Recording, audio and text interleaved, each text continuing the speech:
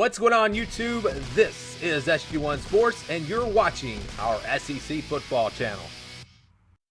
If you've been watching our videos over the last couple of weeks, we've been doing the schedule previews, the projected records based on the schedules for the SEC teams, and we're still not done with all the projected records, but I needed to kind of pause and fix some things because we changed our process on the projected records. So basically the way we did it before, we averaged out all the numbers, but those numbers, those records were coming out so conservative that I decided to change it. And the new way, we're making the games that were 80%, we're considering those now wins, and the games that are 20% now consider those losses. And you get records that are a little less conservative. I mean, the best record in the SEC was 9-3, and we all know there's going to be at least one or two teams finish better than 9-3. So we've got new projections here for some of the teams. Some teams did not change at all. So Alabama, they now come in at 10-2. 10-2 now their projected record. If you don't know all the colors and all of that, you'll have to go back and watch the video. But yeah, you got two 50-50 games, Georgia and LSU, so the projection would show that they're going to lose one of those 50-50 games, and then also maybe lose one more game. Tennessee, Texas A&M, Auburn, maybe they lose one of those games where we're favoring Alabama.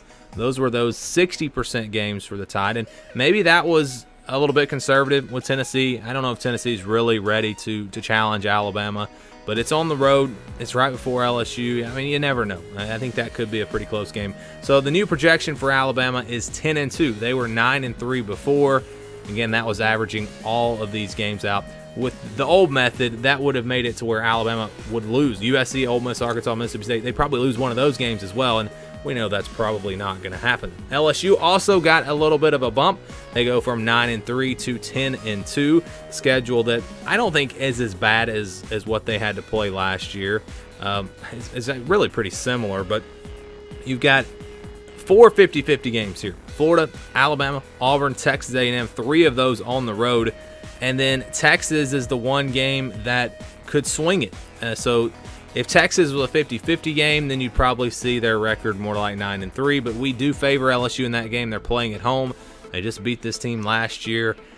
I know LSU loses a lot, but we're going to go ahead and give them the advantage there. And it comes out to 10-2. That's the new projection for LSU.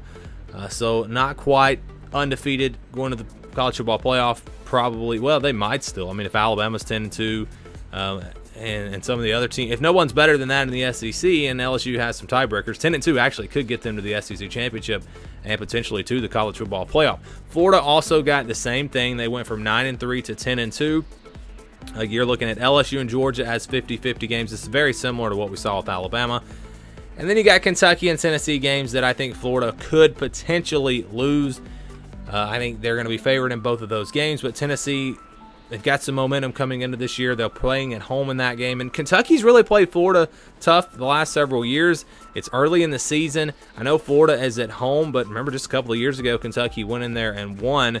And Kentucky brings a lot back from last year. They're going to have one of the top offensive lines in the SEC, should have a really good rushing attack. So an improvement for Florida from 9-3 up to 10-2.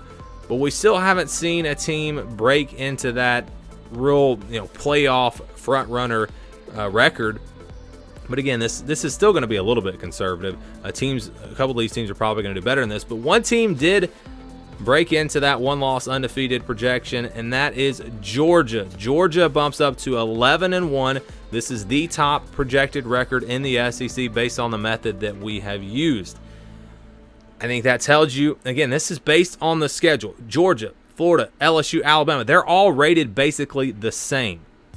In the formula that we're using, it's not like we're saying Georgia's better than any of those other teams, but this is based on the schedule. So you put the schedule in place and see how it plays out.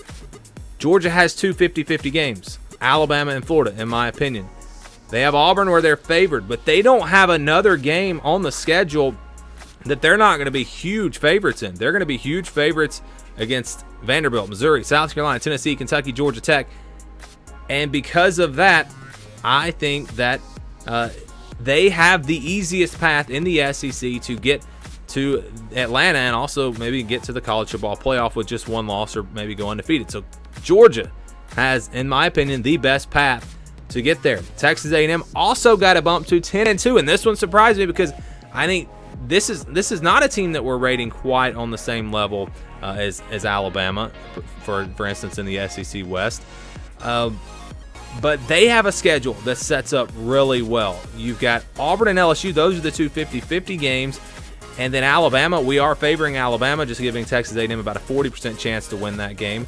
Mississippi State and South Carolina games where they're going to be favored, but we don't think those are going to be huge spreads in those games. But because of the way the schedule plays out, and I mentioned this last year, Texas A&M has a much easier schedule, much better schedule this year compared to 2019. And because of that, you're actually seeing Texas A&M with a projection of 10-2, the same as LSU and Alabama. Although I think LSU and Alabama coming into the season are better, and I'm weighing them as being better when you do look at these projections. But because of the path for Texas A&M, because they don't have to play Georgia, they don't have to play Florida, their projection actually comes out to be 10-2. So maybe they're the dark horse team in the West, a team that could surprise and get to the SEC championship. The other teams that we've already shown you, Auburn, Kentucky, Tennessee, Mississippi State, I think were the 4 teams. They have not changed. Actually, matter of fact, and I did not show you Mississippi State, their projection I think went down from 7-5 to 6-6. So that was the only team that went down with this new method. Now they bring in KJ Costello. Maybe we look at that team a little bit different. I don't know. It's tough to project teams like Mississippi State and Ole Miss, Missouri, teams with first-year head coaches, Arkansas as well. But these teams all got a bump. Auburn, Kentucky, Tennessee, they stayed the same. I think all 3 of them were at 8-4. So it shows you just how valuable it is to have a good path, an easy schedule. For example, Auburn and Texas A&M, I valued them pretty much the exact same when I did this. I mean, pretty much the exact same. And yet Texas A&M came out 10-2, Auburn 8-4 because of the strength of schedule. And it is a big deal when you talk about splitting hairs with some of these great teams. I think Texas A&M sets up really well in the West. Georgia sets up really well in the East. Could those 2 teams potentially meet in the SEC championship? We'll have to wait and see, obviously. But I just wanted to update you guys on these new projections. I've changed the method, and the teams that I will do going forward will be judged in this way as we give you these projections. So you guys can let me know what you think about it down in the comments below. Again, Georgia, based off the schedule, Georgia might be the front runner in the SEC heading into 2020.